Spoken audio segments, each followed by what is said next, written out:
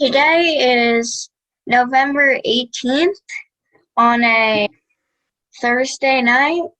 My name is Talia Kesselman. I am interviewing my grandpa, whose name is Barry. Good morning, Barry. Please Good tell us your morning, full name. Barry Jay Kesselman. Do you have a nickname? Barry. No other nickname. When were you born? February 5th, 1941, Where were you born? in the Bronx, New York.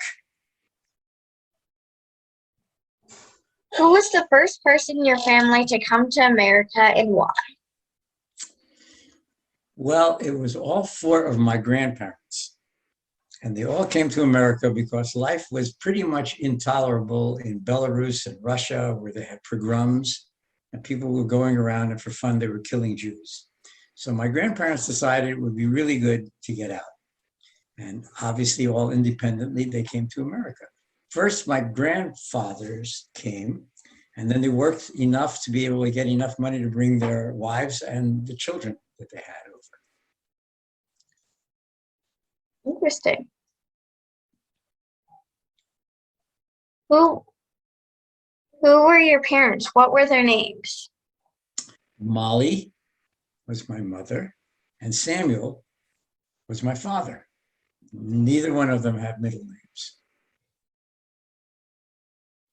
I'm the first generation in my family to have a middle name. Wow.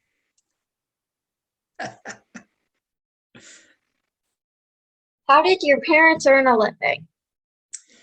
Well, during the Depression, my mother worked as a beautician. And then later on, she was a bookkeeper in a shoe store. And my father was an accountant. He was the first in the family to go to college. And he got a degree in accounting and worked for Western Union. And he worked for the shoe company that my mother ended up working for. Then he was the executive director of the synagogue. And then he retired from all those things. And he ended up owning a hotel in Chester, Pennsylvania. So he owned the hotel. Describe how you celebrated Jewish holidays as a child. And did you celebrate any other holidays? For Jewish holidays, like the high holy days, we would all dress up and walk from our house in Chester, Pennsylvania, a couple of miles to the synagogue. In fact, what we would do, let's say for Rosh Hashanah, for the evening service, the first Rosh Hashanah service, we would drive down and leave the car and walk home. And the next day we would walk there and drive the car back. So it was very formal. We also had a junior congregation. And so every Saturday we would go and I would be the cantor at the junior congregation service.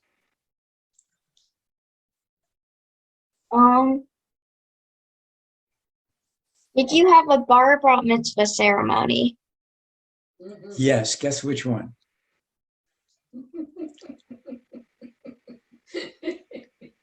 Um, Bar mitzvah? Right. I knew you'd get it. Yes, I had a bar mitzvah. I had, we had the bar mitzvah, of course, in the synagogue, and I did the Haftorah and the Torah, and I ran the service. And then I had two bar mitzvah parties. One was in Chester, where we were, and the other was in New York because we had just moved to Chester when I was 10, and my parents and I had a lot of friends and relatives that were still in New York. So my father had a separate party in New York, so I had two bar mitzvah parties. What was it like? It was great. My father gave me, when I got bar mitzvah, it was traditional for your father to come and give you a cigar to pretend that you were smoking, because, today I am a man. So you had a fake cigar.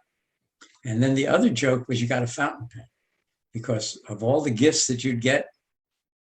The joke was, I'm thinking of all the gifts. I think of all the gifts. I'm going to get a fountain pen. And you say, today I am a fountain pen. And that was the joke instead of today I am a man. But I got nice gifts. And the one I remember the most was a radio that my uncle gave me. How expensive were radios back then? Yeah, radios, right. How expensive? How expensive are radios? Well, this was a gift, so I didn't know. But I would guess it was about $8 or $10.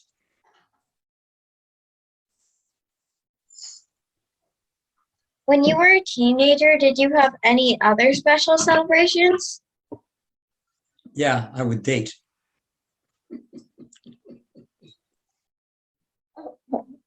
Uh, when did you go to no, where did you go to school? I went to Chester High School, the Chester Clipper ships. So I was a Chester High School graduate. Actually, my first school was PS 32 in the Bronx until 5th grade. And then I moved to Chester and I went to Wetherill Elementary School, Smedley Junior High School, and Chester High School. And then off to Penn State for college. Can you tell me one special story from school? Oh, yes. I'll talk about one of my stories from high school. We were in chemistry class, and I was pretty good at chemistry. But anyway, we were in chemistry lab, and we were gathering a, quote, unknown gas. But I knew it was hydrogen. You're supposed to gather this gas in a test tube. And I thought, well, I'm going to try it in an Erlenmeyer flask, which is shaped a bit like this. So I gathered all this hydrogen in an Erlenmeyer flask, and then I put it here. And the idea is you tested it, and what you did is you put a splint or a flame by it, and it would, and you'd get water. So I took it to the side, and I put the flame, and it went pow! Nothing broke. No one got hurt. The girl behind me went like this with her chemicals, and the teacher, who was bald, I was looking at him. I did the thing over to the side. I looked at him, and I could see red just going right up his head. And he got so upset with me that he sent me to the guidance counselor with a note. And the note said, quote, Barry Kesselman must be removed from chem lab before he kills all of us, unquote. How was that for an experience? Wait, did he actually write that? Absolutely. That's a direct quote. I Crazy. got back into chem class, by the way.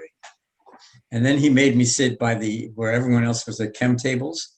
He made me sit by the distilled water. And then I think he didn't know much chemistry. I don't know how he was a teacher there. But at the end, I would go around like his assistant, helping other students with their experiments. But, and those are all true stories. Don't you get into trouble in chem lab, though.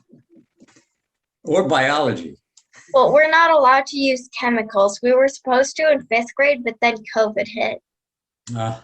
So we didn't get to do any of that stuff. Oh, you'll get a chance. Tell us about getting married and starting a family. Okay. I met Nana, my wife, your grandmother, the first year I was in college. And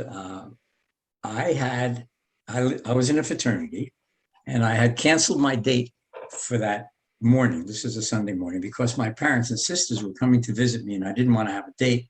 I could visit with my parents. And someone at the fraternity said, oh, you can't be here without a date. It looks bad for you. You need a date. And I know a girl in the dorms who'd be really good for you. And she called. The girl happened to be Nana on the phone. And I went to the dorm, I picked her up, and I brought her to the fraternity, and I was going to take her back to the dorm before my parents came. But we were having such a good time dancing together that before I knew it, my parents were visiting at the fraternity. And so I still had this date with me. So my parents did what all parents do at colleges. They take their kids out to lunch or dinner, depending on what time of the day it is. And they insisted on taking my date. So we all went to dinner together, or hamburgers, actually. And then afterwards, Nana wrote a thank you note to my parents. I mean, that was unheard of. Who does such a nice thing like that, right? And so we started to date in our freshman year, And in our sophomore year, in our junior year, in our senior year, we got engaged, and we graduated in June, and in August we got married. I thought you were gonna say your parents got really angry that you were dating. Oh no, they were happy to get rid of me. They were hoping for the best. I don't know that, but no, they weren't unhappy at all. But remember, that was a first date, so no one knew it was going to become serious. But you, of course, you know Nana, so how could anyone resist her? I do. Oh, and starting a family? Yeah. Well, after college, I spent 3 years in law school, and we didn't want to have a family right after that. Nana was working. She was my scholarship while I went to school. And then I got my first real job, and we decided to have a family. Basically, Nana said, "You think it's time?" And I said, "Well, I guess." And before you know it, Aunt Tammy was born. And then your Uncle Brian was born. And then your dad was born. So we did pretty well. So all the way down to my dad. Well, that was the last one that we had, yes. After your dad, who would want anyone else, right? Well, by that point, it's already 3 kids. That's enough. We were above average. The average is 2.8. 2.8? 2.8 children, yeah, for an American couple. I doubt That's an anyone average. actually has 2.8. I hope not. Well, No. no, maybe if they have a kid who broke their arm. 2.8. Yeah, it could be that way. I don't think that's how to measure it, but that would be a way to do it, yes.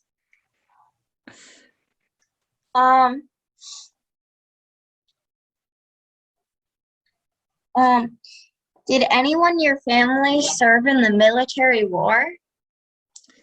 My mother's brothers, she had 6 brothers. 5 of them served in World War II. I did not serve, although I was in ROTC for 2 years, in the Air Force ROTC, but I didn't go further in that, and I didn't serve. But I bless all those who did. Keep our country safe and great.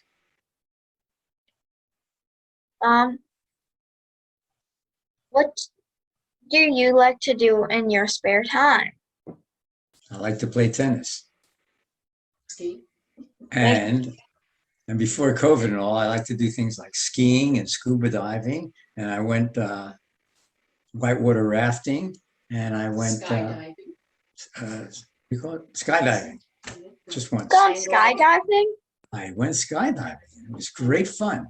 And gliding. So yeah, I like all those kinds of sports things. I also like to read, and I really like to make people laugh. You may have noticed that. I may have. And you like to make people laugh, and you make me laugh, and that's nice.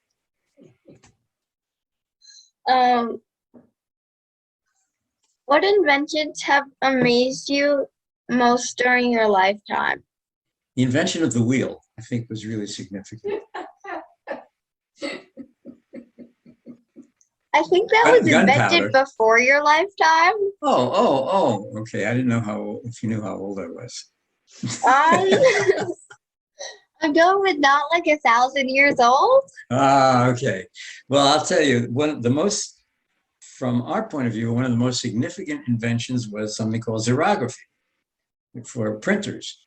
Of course, the invention of xerography was able to get me my first job as a patent lawyer at Xerox Corporation.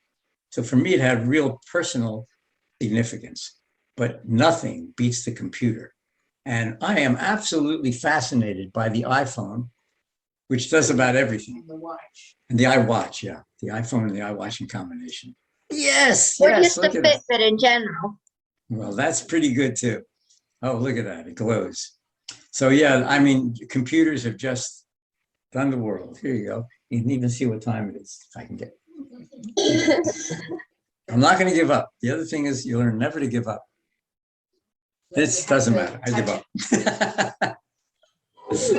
Is there anything else you would like to tell us?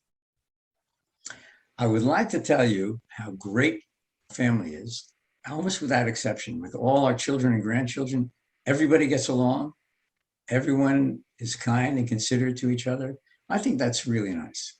I also fear for the United States of America in the direction it's going, but I have hope that things will turn around and we will once again come together and compromise and live the good life that we all have.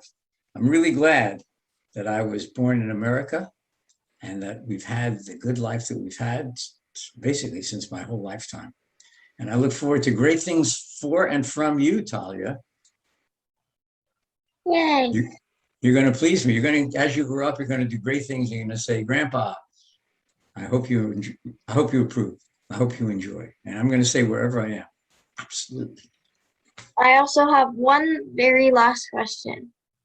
Do you have an artifact that is very important to you or something? I can't think of the one right now. So I cannot believe that I can't think of the one. I guess. A possession, maybe? Yeah. Any kind of possession? Yeah, but what's the one? It is not. You have an artifact in the room that you really? Oh, that's it. Yes. Right here.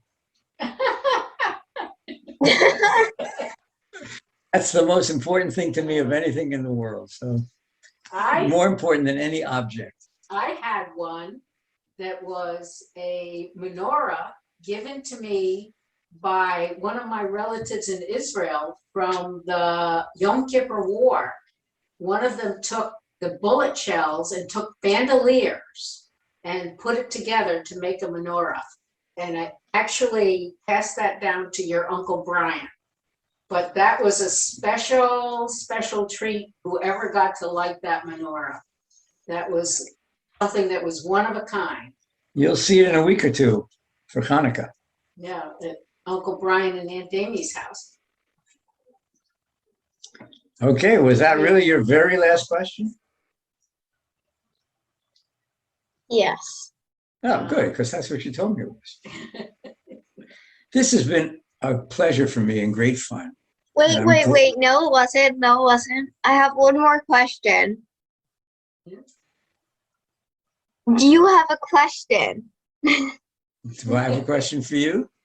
Like about any of the questions that I just asked? You have like a question about them or something? No, I thought you did a great job. You really reminded me of things that I had forgotten. So that was very nice. You're welcome. And I think, was there anything else you want to say or anything, or? Well, I want to give you something. Ready? It's a big kiss because I love you. Bye. Bye.